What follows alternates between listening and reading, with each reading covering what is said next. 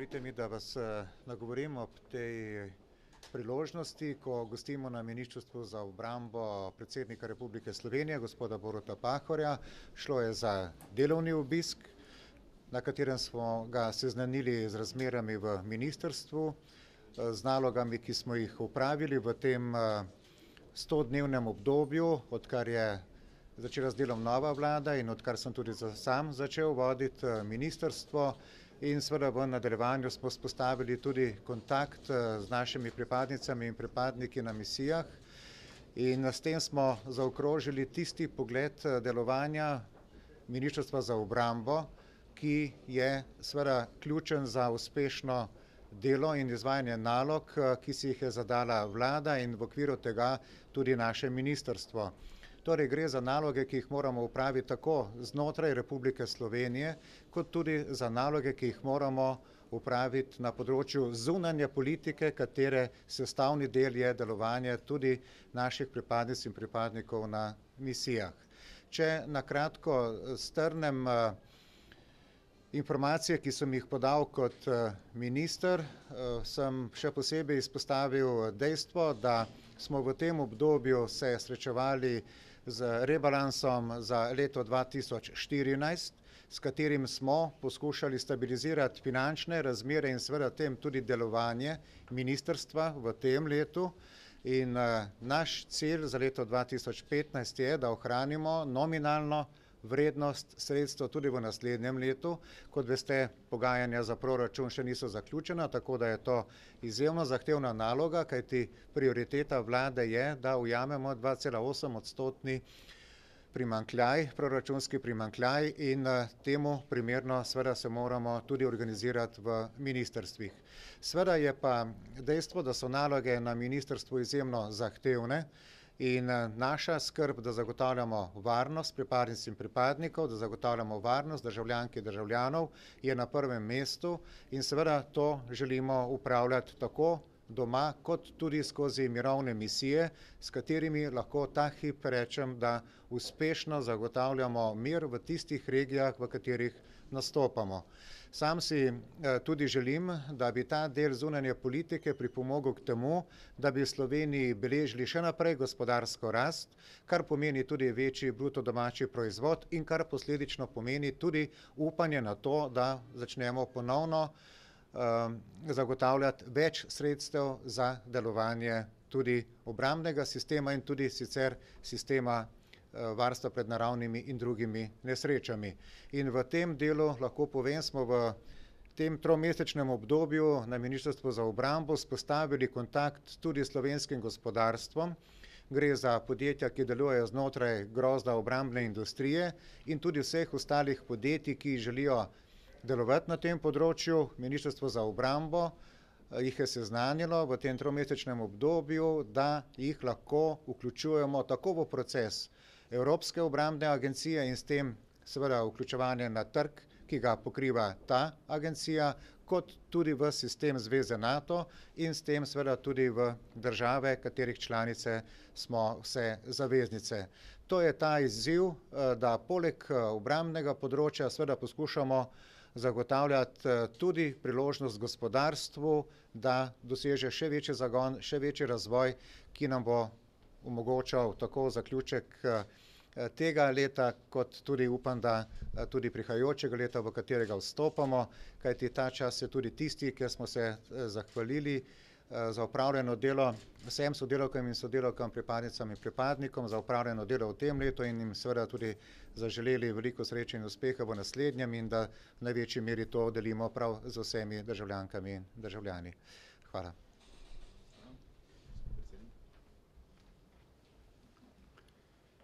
Kot predsednik republike in kot vrhovni poveljnik obrambnih sil sem zelo zadovoljen z delom Slovenske vojske in zelo ponosen na njene dosežke.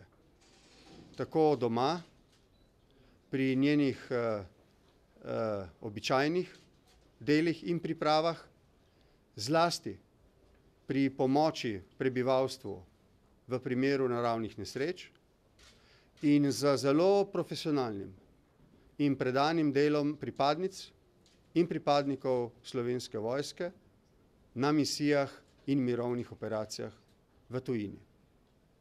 Slovenska vojska ima slavno preteklost in bo imela slavno prihodnost. Na začetku našega sestanka z vodstvom ministrstva smo se dogovorili, da bomo tudi v luči mojih neformalnih pogovorov z veteranskimi organizacijami, ki so v zadnjih letih ločeno obeleževala zelo pomemben zgodovinski mejnik v nastajanju Slovenske vojske. To je tako imenovano prvo postrojitev Slovenske vojske 17. decembra 1990, ko je tedanji predsednik vlade gospod Peterle dejal, da je prvič zadišalo po Slovenski vojski, da bomo prihodnje leto, ko bo 25. obletnica tega pomembnega zgodovinskega mejnika, temu namenili enotno in tudi z vidika države dolžno pozornost.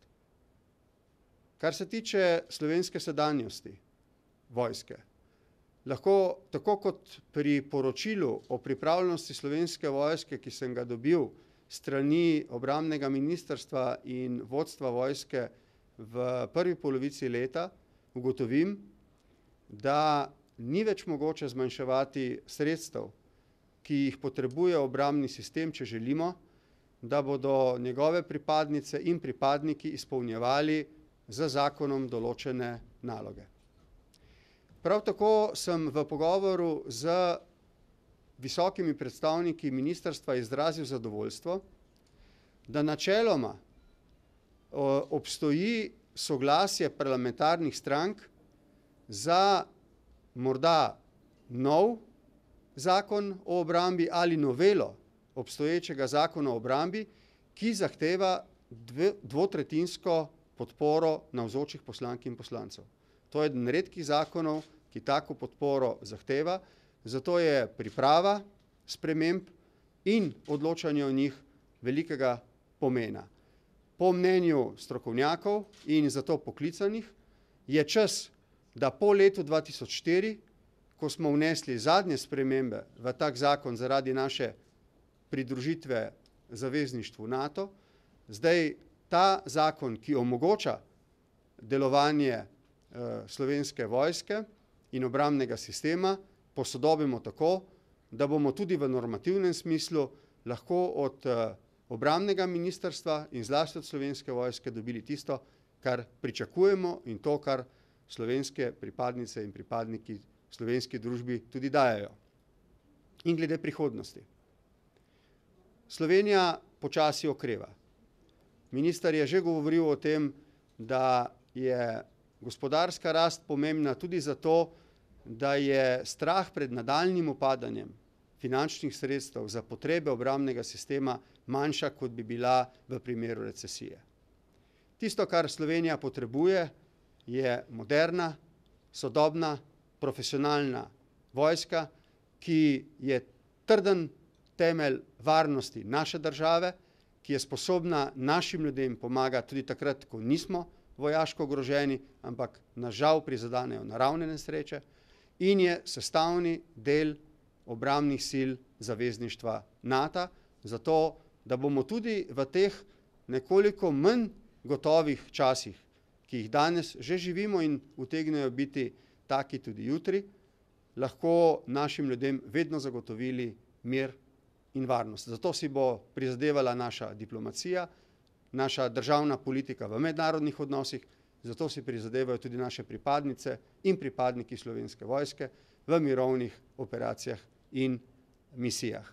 Na koncu ne izkoristim to priložnost, da vsem njim, pa tudi njihovim družinam, vsem tistim, ki jih imajo radi, zaradi posebnega dela, ki ga opravljajo in posebnega poslanstva za naš mir in varnost, izrečem njim vesele božične praznike in srečno novo leto. Hvala lepa.